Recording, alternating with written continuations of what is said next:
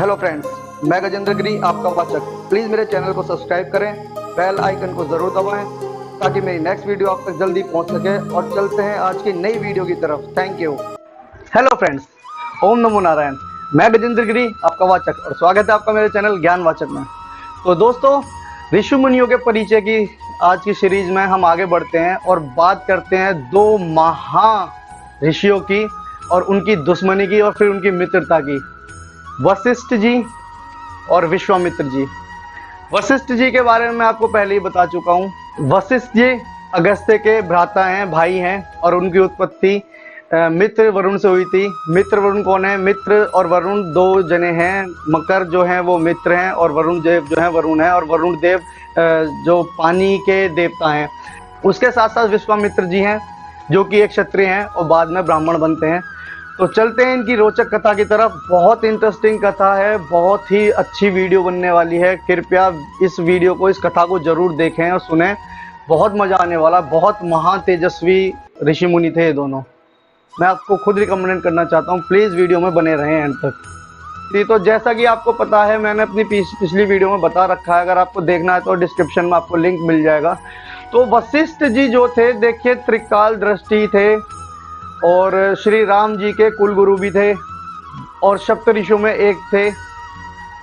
इनकी पत्नी का नाम अरुंधति था और त्रेता युग के अंत में ये स्वर्ग के लिए प्रस्थान करा इन्होंने। और उसके साथ साथ आपको अगर पता हो, विश्वामित्र भी एक ऋषि रहे हैं, परंतु पहले वे क्षत्रिय थे, फिर उसके बाद उन्हें ऋषि पद मिला था। अभी कथा में आपको पता लगेगा। विश्वामित्र जी के पिताजी का नाम गादी था और इनके जो वंशज थे वो राजा प्रजापति थे। एक बार विश्वामित्र जी वशिष्ठ जी के आश्रम पहुंचे और वशिष्ठ जी को प्रणाम कर कर वहाँ बैठ गए। वशिष्ठ जी उन्हें देखकर अति प्रसन्न हुए। वशिष्ठ जी ने उनसे बोला कि आइए, बैठिए और हमें कुछ दिन के लिए यहाँ पर रुकिए, हमें आदर सत्कार करने दीजिए। जिस पर विचार करते हुए विश्वामित्र जी ने कहा कि देखिए, मेरे पास बहुत बड़ी सेना है, मैं आपके यहाँ पर नहीं रुक सकता। उन्होंने कहा, चिंता मत कीजिए, हम आदर सत्कार करने दीजिए। उसके बाद वशिष्ठ जी ने अपनी जो प्रिय गाय थी, जिसका नाम था नंदिनी, उसका आवाहन किया। नंदिनी को प्रकट होकर देख सभी बड़े चकित रह गए। नंदिनी ने अपने तपोबल और शक्ति से पूरी सेना के लिए मिष्ठान, 5 प्रकार के मिष्ठान और बहुत सारा खाना तैयार कर दिया, जिसे देखकर के सभी आंखें चकित रह गईं और सब लोग चमत्कार को देखते रह गए, जिस कारण से विश्वामित्र जी का मन उनके ऊपर आ गया। विश्वामित्र जी ने उनसे अनुरोध किया कि आप ये गाय मुझे दे दीजिए, जिस अनुरोध पर वशिष्ठ जी ने उन्हें मना कर दिया कि ये बहुत बहुमूल्य गाय है, इसका कोई मूल्य नहीं है, ये मेरी सब कुछ है, मेरे लिए सारा संसार है ये, मैं इसे आपके लिए नहीं दे सकता। जिस पर क्रोधित होकर विश्वामित्र जी ने अपने सैनिकों को उसे जबरदस्ती पकड़ने का आदेश दे दिया। सैनिक हाँकने लगे डंडों से उन्हें। क्रोधित होकर नंदिनी उनसे बंधन छुड़ाकर भाग गई और सारी बातें विश्वामित्र जी को बताने लगी कि इस प्रकार मेरे साथ दुर्गति कर रहे हैं। विश्वामित्र जी ने उनसे बोला कि देखिए, मैं इन्हें श्राप भी नहीं दे सकता क्योंकि ये राजा हैं और मैंने ही इन्हें आदर सत्कार के लिए रोका है। तो उस विलाप पर फिर नंदिनी कहती है कि आप मेरे को आज्ञा दें, मैं अपनी शक्ति से सारी सेना को एक ही बार में खत्म कर दूंगी। उसके बाद, उसके अनुरोध के बाद वशिष्ठ जी ने उन्हें इस काम को करने की आज्ञा दे दी। जिसके बाद नंदिनी ने अपनी शक्ति का आह्वान किया और वहां से एक योद्धा प्रकट हुआ। प्रकट होने के बाद उस योद्धा ने सारी सेना को गाजर मूली की तरह काट दिया और विश्वामित्र की सेना इस प्रकार हार गई। यह देखकर विश्वामित्र के 100 पुत्र बहुत क्रोधित हुए और वशिष्ठ जी को मारने दौड़े। वशिष्ठ जी ने अपनी तपोबल शक्ति और योग बल से विश्वामित्र के 99 पुत्रों को भस्म कर दिया और सिर्फ एक को छोड़ा। यह देखकर विश्वामित्र बहुत ही दुखी हुए और अपना सारा राज सिंहासन उस पुत्र को सौंपकर तपस्या करने चले गए। तपस्या करने के बाद उन्होंने घोर तपस्या की और महादेव को प्रसन्न किया और उनसे धनुर्विद्या सीखी। तो इस प्रकार धनुर्विद्या का ज्ञान प्राप्त कर विश्वामित्र जी बदला लेने वशिष्ठ जी के आश्रम गए। वहां पर जाके उन्होंने वशिष्ठ जी को ललकारा और उनके ऊपर अग्निबाण छोड़ा, जिसे देखकर वशिष्ठ जी ने भी धनुष अपने हाथ में उठा लिया और चिल्लाकर बोले कि मेरे सामने आ और मेरे से मेरे ऊपर प्रहार कर। जिसके बाद उनके बीच में बहुत भीषण युद्ध हुआ, बहुत सारे बाण चले, अग्नि बाण चले, गगन बाण चले, बहुत तरह के बाण चलाए गए, जिसे कि सभी बाणों को वशिष्ठ जी ने रास्ते में ही, मार्ग में ही नष्ट कर दिया। उसके बाद वशिष्ठ जी ने ब्रह्मास्त्र का उपयोग किया। ब्रह्मास्त्र का उपयोग करने के बाद जब उनके ऊपर छोड़ा तो विश्वामित्र जी भी हार मान चुके थे। सभी देवी देवताओं ने रोका और कहा कि देखिए, इसकी जो ज्योति है वो बहुत ही ज़्यादा प्रबल है और इसका प्रकाश हम लोगों पर नहीं झिल पा रहा है, कृपया आप इसे शांत कीजिए। फिर अपने मंत्रों की शक्ति से वशिष्ठ जी ने ब्रह्मास्त्र को शांत किया। उसके बाद जब शांत हो गया, शांत होने के बाद वह अपनी पत्नी के साथ दक्षिण की ओर चले गए और उन्होंने अन्न त्याग कर फलाहार किया सिर्फ। उससे प्रसन्न होकर ब्रह्मा जी ने उन्हें राजश्री का वरदान दिया, जिससे वह बड़ी दुखी हुए। उन्हें लगा कि मेरी अभी तपस्या अपूर्ण है, मैं और घोर तपस्या करूंगा। उसके बाद वह और घोर तपस्या में लीन हो गए। देखिए, राज ऋषि क्या होता है? राज ऋषि हुए, ब्रह्म ऋषि हुए, आपने सुना होगा देव ऋषि हुए, ये एक उपाधि है। ब्रह्म ऋषि होना, ब्रह्म के समान ऋषि होना, और आपने सुना होगा देव ऋषि होना यानी देवताओं का ऋषि होना, राज ऋषि होना ये नहीं राजाओं का ऋषि होना। इसी बीच एक राजा और हुए जिनका नाम था त्रिशंकु।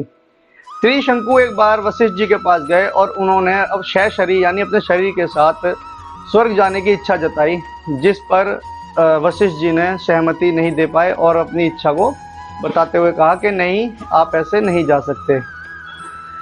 उसके बाद वह वहाँ से चला गया और उसके बाद जाने के बाद वह वशिष्ठ जी के पुत्रों के पास गया जो कि दक्षिण में तपस्या कर रहे थे।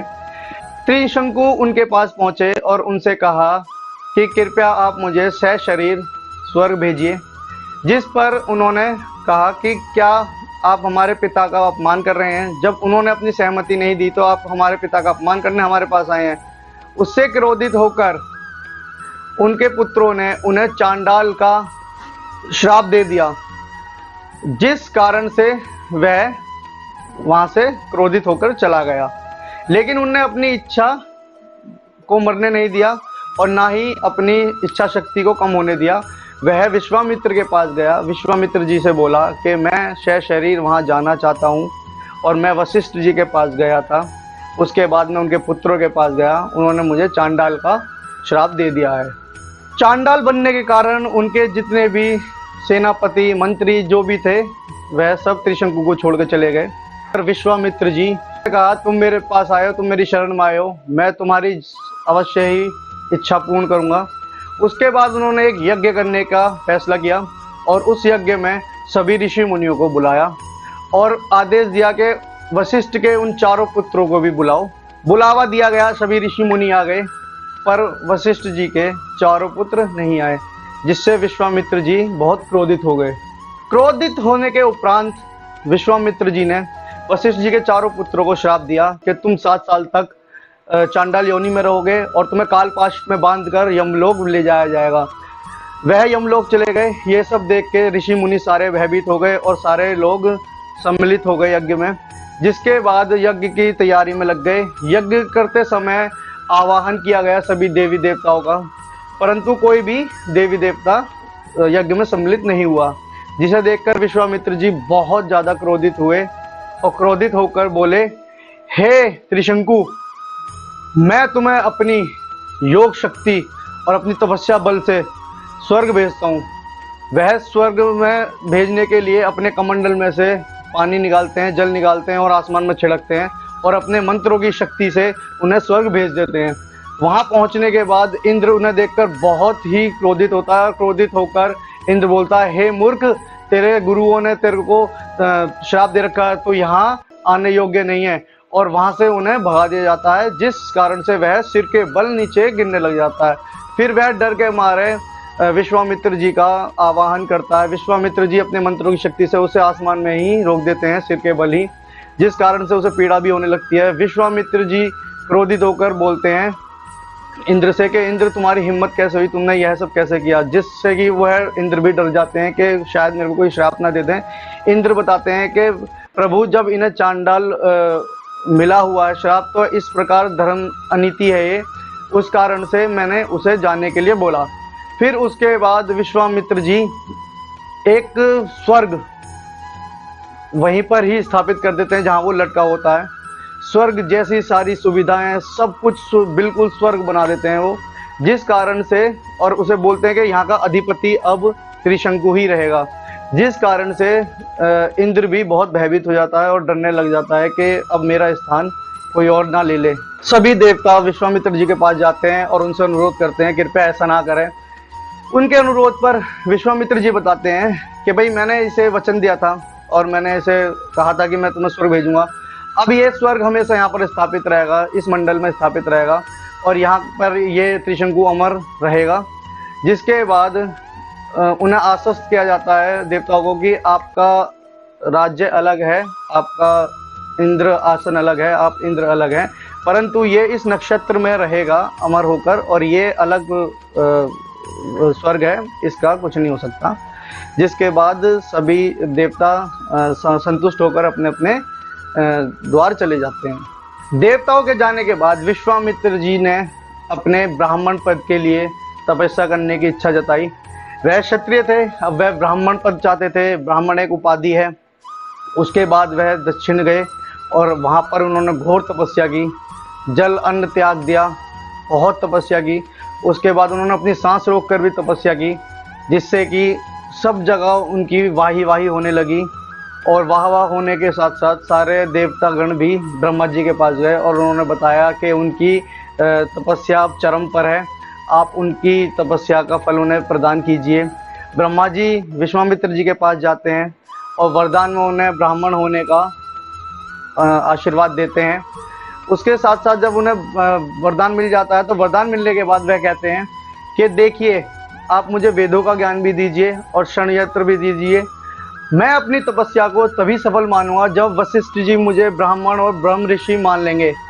उसके पश्चात जब सभी देवी देवता जाकर वशिष्ठ जी को ये सारी बातें बताते हैं कि इन्होंने इतनी कड़ी तपस्या की है कि सूर्य चंद्र भी इनके आगे तुच्छ लग रहे थे, ये सब बातें जब उन्होंने बताई और जब उन्होंने कहा कि आपके मानने पर ही वह मानेंगे, तब वशिष्ठ जी बड़े खुश हुए। यह सब बातें सुनकर वशिष्ठ जी विश्वामित्र जी के पास गए और उन्हें हृदय से लगा लिया और बोला कि मैं आपको ब्राह्मण स्वीकार करता हूँ, आप सच में बहुत बड़े ब्रह्म ऋषि हैं। तो ये थी आज की रोचक कथा, जिसमें कि दोनों महर्षि और उनकी कथा थी, उनकी जन्म कथा थी। अगर ये आपको वीडियो पसंद आई हो तो कृपया चैनल को लाइक करें, बेल आइकन को जरूर दबाएं, सब्सक्राइब करें और वीडियो को शेयर जरूर करें ताकि ये ज्ञान सब तक प्राप्त हो सके।